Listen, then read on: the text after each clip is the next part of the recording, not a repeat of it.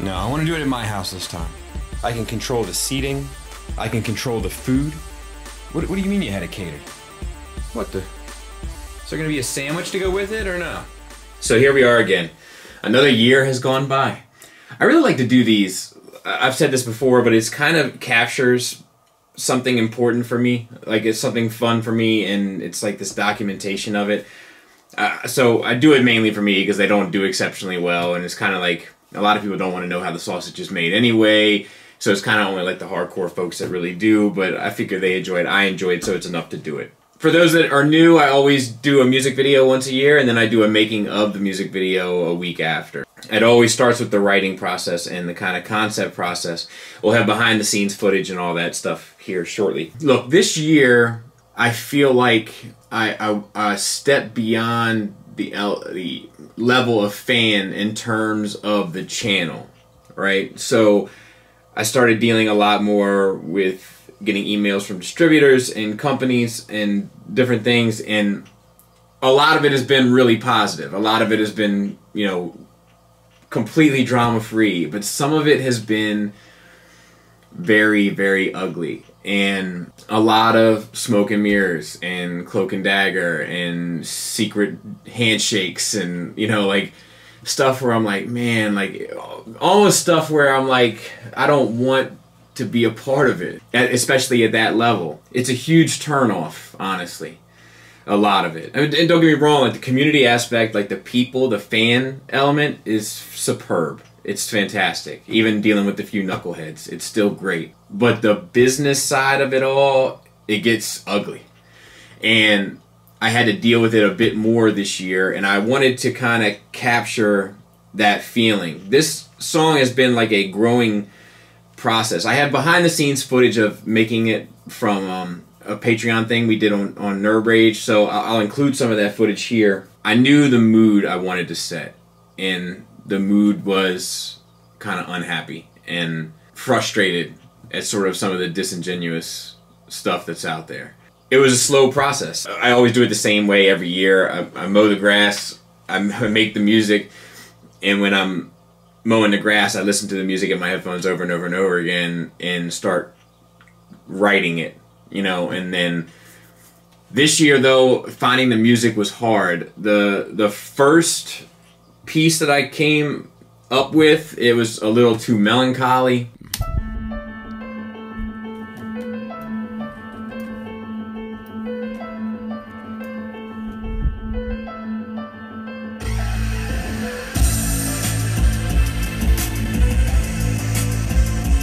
It just was a bit more sad than I felt like I wanted it to be. And then the second one may not have been enough of a departure from other stuff I've done in the past. I kind of like everything to have its own unique identity in terms of that stuff.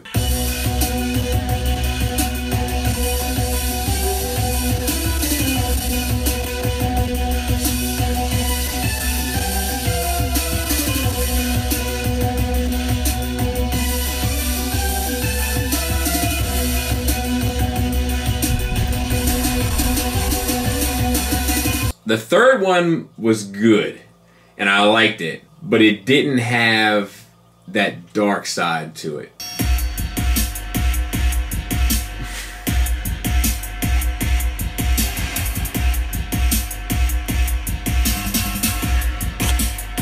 Next year. But I was moving forward with the third one. I was dedicated to the third one. And then on Father's Day, I came up with this simple synth loop.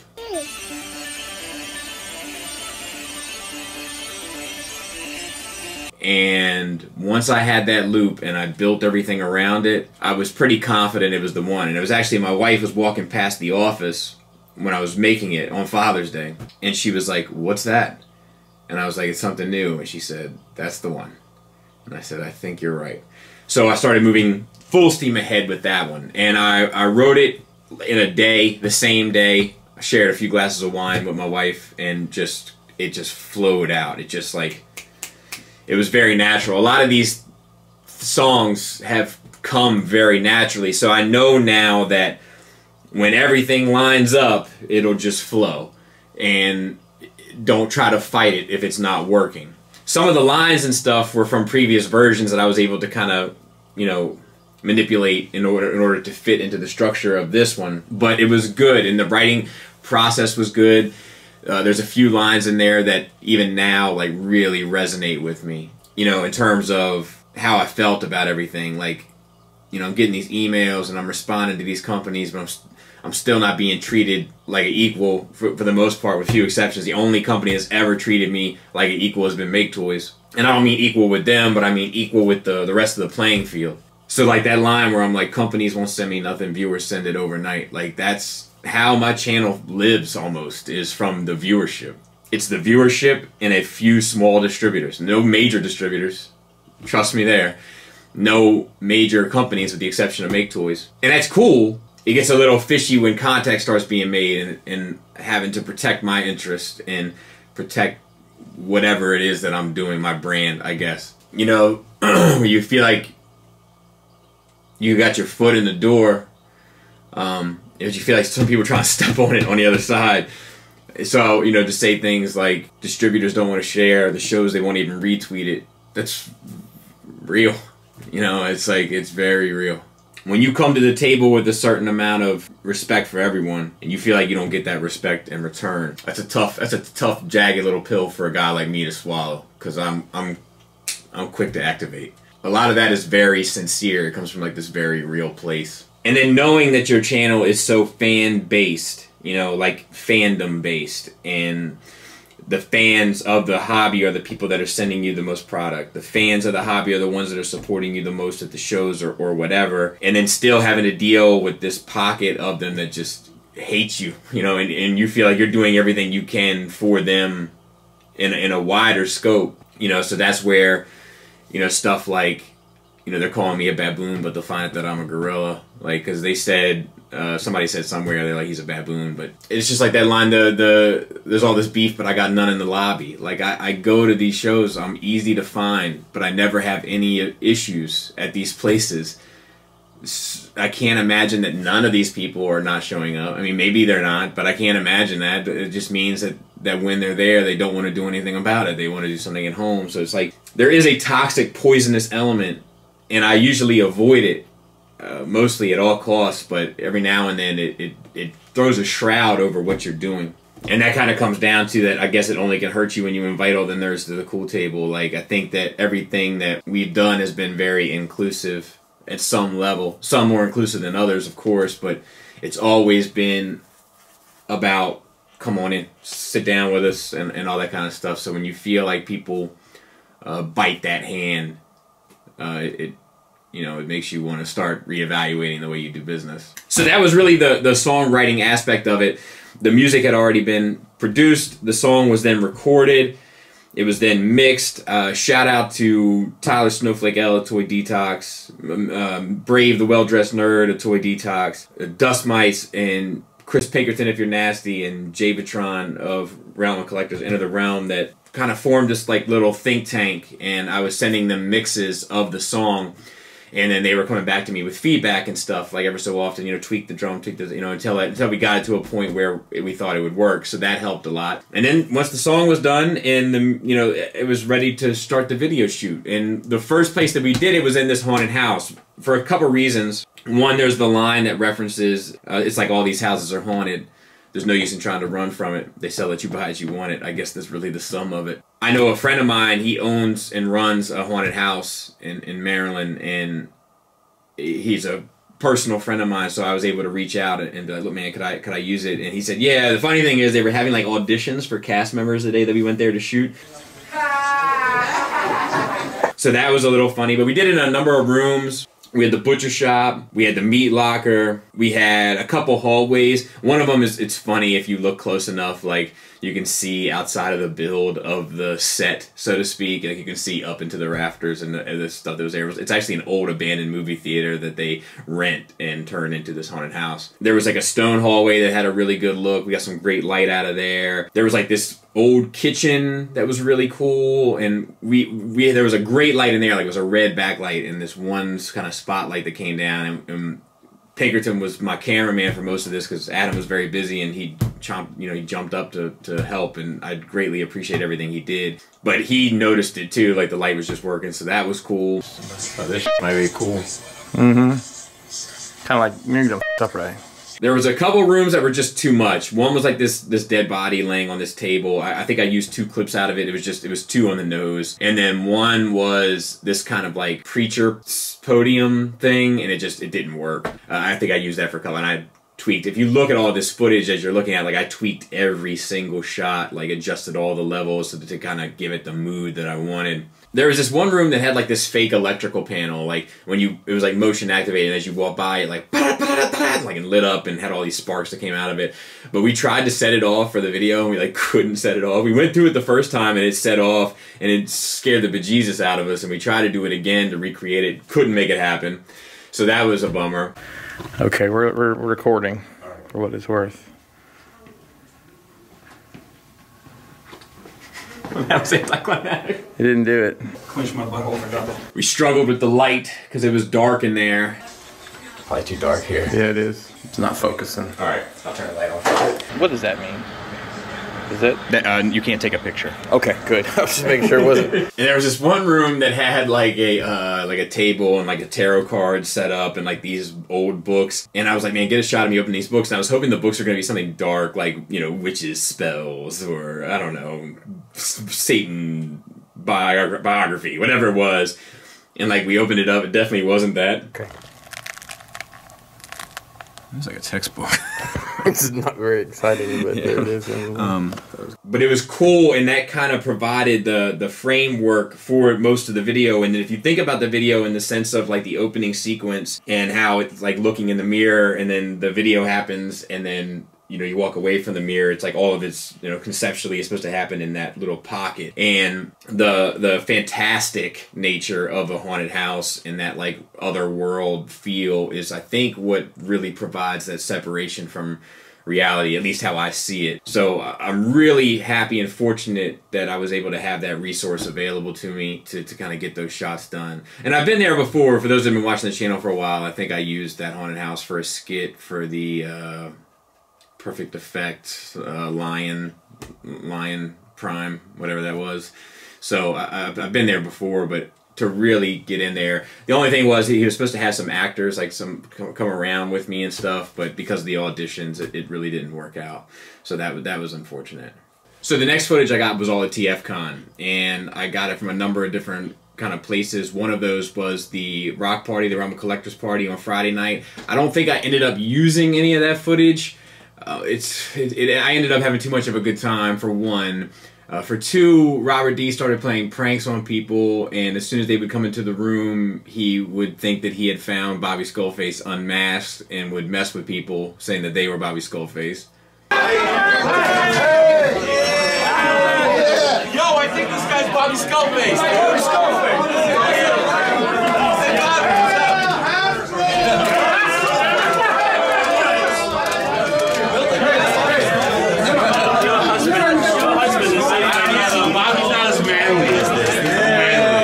And then I had like the big community gathering shot, which I try to do since Burn for every video. I didn't reach out to people to send in cell phone footage this year because I wanted this video to have a unified look. I wanted it to feel a certain way, and a lot of times I can't control the quality and stuff when people send in cell phone footage. I'll try to do it in the future. It's not like I wanted to exclude anyone. It's just that this one was near and dear to me, and I really wanted it to feel and look a certain way. And without me there to control the lighting and control the mood and control the angle of the shot, I don't have that control, and I wanted that control. So I got the big community gathering. I mean, everybody was there.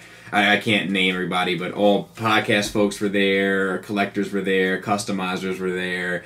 And my buddy Matthew Deluxe Baldwin was there. I had to cut him out of a lot of footage because he was acting a fool, for one. And I was also afraid of his notorious flatulence. Has anybody got any breaking news? Matt, please don't have any breaking news right now. I'm not the only fat one in here. No, but you have stinky farts. That's That's not bad. But But there was a little bit of confusion at first. We thought it was going to be a hungry video shoot again for one.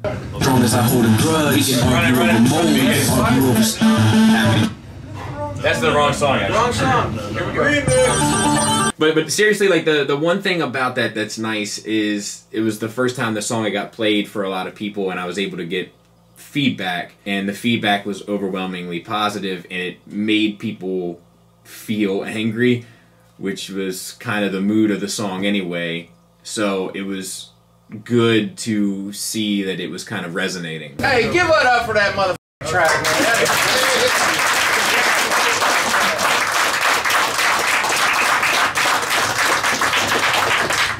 That was in episode 3. I don't know what is. No, Bobby, tell Kenny to relax. Kenny? Kenny Prime, relax. Do you need to relax? I'm trying. Okay. Okay. Relax, Kenny. You always want to fight all the time. Who? Not all the time, just tonight. And then we got tons of B-roll footage, and there's tons of funny stuff that's in that footage that I'll try to include here. Because somebody might want to fight me after this over, and I want them to know that I'm friends with Joe and Brandon. And Brave a little bit too, because he does a lot of push-ups. Mac can lay on someone. White guy that says he likes it, okay? Goddamn right. It's not a white thing. It's a right thing. Well, some people say white is right, so I don't know. You see me next Saturday. Right. Same again. Yeah. Great time. Look at the camera. Make a mean face. I can't. Now you asked me, so I can't make a See, I'm a director, man. I can feel motivated. I use the right motivations. Who's that guy that made you mad? You know what I mean? I use the right motivations. That was good. That was good. He got me. He brought me to a place. He almost had me there. They're a little big. Yeah. I mean, I'm not on an island. I'm in the place to be. It's close. And Nadina is close. It's very close to water. Exactly. Machine! This is his Don't smile. It's not a joke. But it was just a lot of good times with good people, and then we got one little staircase shot just to have like a different scene and... Feel your toes, Pinkerton. I ain't clipped my nails in 3 weeks, bro. Just give him a little wiggle. Shout out to high words. You gotta fish up. And the staircase looked wicked, so it all kind of worked. But all that stuff was done at TFCon. I initially wanted to do the I Got None in the Lobby, all this beef, but I Got None in the Lobby. I wanted to shoot that in the lobby, but I forgot to. So luckily, I had recorded it at the Haunted House, so I didn't need to worry about it. And when I recorded it at the Haunted House, I actually said to Pinkerton, I was like, look, I'm getting this now because there's a good chance I'll forget to get it at TFCon. And I was right. But I really got to thank Agabus for letting his hotel room open to us. He actually didn't even need the hotel room. He got the hotel room for one night to accommodate us for the video shoot and stuff. So my hat's off to that gentleman. Like, thank you. You should check him out. He's a good dude. Agabus.com. So then I did a sequence in this tunnel that was near where I grew up that I always thought was cool. And it used to be completely covered in graffiti, but I guess they've painted over it. If you look closely, you can see the different paint like tones covering it up. But it was a cool spot, and I grew up near there, so it was cool to like utilize a little piece of home in order to do it. I had that night, ended up going to the block in Baltimore, and I had Pinkerton help me with the camera work, but then I had Cody and Matthew Deluxe Baldwin not helping me with the camera work. Yeah, Matt's in the shot. Hey, what is this? Say hey, Deluxe. Hi, how y'all doing? But I used that as a big piece of the video because it was shot so well and the lighting was so good and it just had the right kind of tone and vibe. And then I did a sequence at Skullfest in my garage with a purple light screwed into the regular overhead light. So the lighting kind of sucked. There was a number of funny things that happened. This looks weird. It's like we're playing Rolling Poly or something. Hey, you're the only one playing Rolling Poly. Marco, is that you? What does that mean? Matt, do something sexy.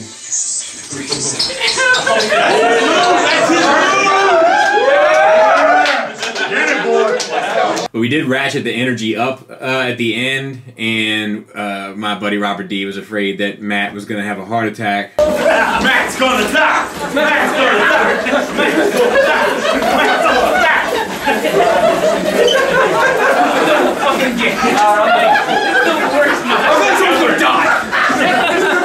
to get some footage of my kids. I always like my kids to be involved with stuff, and my wife. Like I like my family. Like I'm a family man, and I like to have them involved. So if you have kids or nieces, nephews, or whatever, like getting them to pose for anything together is like I'd rather bang my head against the wall. Get him!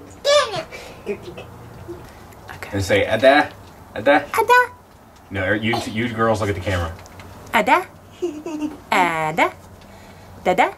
Or is she smiling or anything? They were actually really good this go round. I mean, it wasn't perfect, but it was really good. I mean, it was easy. And I love their little sequences in the video. And then I always imagined I had that one line, that one sequence of the guys I grew up with, they don't play with toys. And I actually wanted guys from the neighborhood that I grew up in, but I couldn't get them together. But I got guys that I kind of grew up with, like in my early 20s, like when I was becoming a man. And, you know, they're just good friends of mine. Look over at the camera, Egan. Let them know you're serious. And it was nice to get them in the video. They'd never been in any of the videos, except for Shoulders. Mikey Shoulders is in it, of course. They're just good dudes, and yeah, they're not the guys that are gonna muck about on the floor with an action figure, though. That I can guarantee you. Huh? And the only thing I had left to do was the intro, which was very, very labor intensive, but I think ultimately worth it, and kind of ended up framing the whole video. So my wife and I's favorite movie is True Romance. It's directed by Tony Scott. It is written by Quentin Tarantino. It was actually the movie that he wrote and sold to get the money to make Reservoir Dogs. 1,001 people are in it. Brad Pitt, Dennis Hopper, Gary Oldman, Samuel Jackson, Christian Slater, Patricia Arquette, Christopher Walken. Like, everybody's in this movie. Nobody's ever heard of it. Val Kilmer. Nobody's ever heard of it. But it's our favorite movie. My wife has it tattooed on her back. I have it tattooed on my arm. Her with my name in it and mine with her name in it. And when I was doing the song, I had that little introduction bit and I didn't know what to put over top of it. And when I recorded it, I was like, you know, I should put in the speech. For those that don't know, in the movie, the main character, Clarence, is crazy and he's visited by the spirit of Elvis Presley fairly often. I thought it'd be great to kind of recreate that scene, not shot for shot, obviously, but within the spirit of me going to the bathroom, looking into the mirror, being visited by this spirit. You know, in this sense, it's not a spirit, it's my wife, and my wife is telling me to kind of take action against this stuff that I find to be so shady. We shot it, and we put it together, and it worked, but then it needed something. So I went in and I shot that little introduction with the Heartbreak Hotel bit, and then I put the other bit with me walking away from the mirror. It was like one of those things I never thought of, but after when I was playing around with the footage, it kind of came to me to kind of make it like, look, I'm looking in the mirror and I'm having this vision of this you know, this beginning of this hill to die on, so to speak. Really brought it all together for me. And like, that's kind of been the story of this song from beginning to end. Like, I struggled in conceptualizing it, I struggled in writing it, I struggled in shooting it and everything. And like, everything just sort of found its way. Everything took the path of least resistance in order to get done. And I'm really proud of it. It's up there for me. I don't know if it's better than Burn to me, but it's another one of those songs that means a lot to me now that it's all kind of said and done. And it's another one of those things where after I had the vision in my mind, I was able to kind of get it all out, and it all pretty much played out exactly how I always saw it for the most part. I did a lot of editing to it.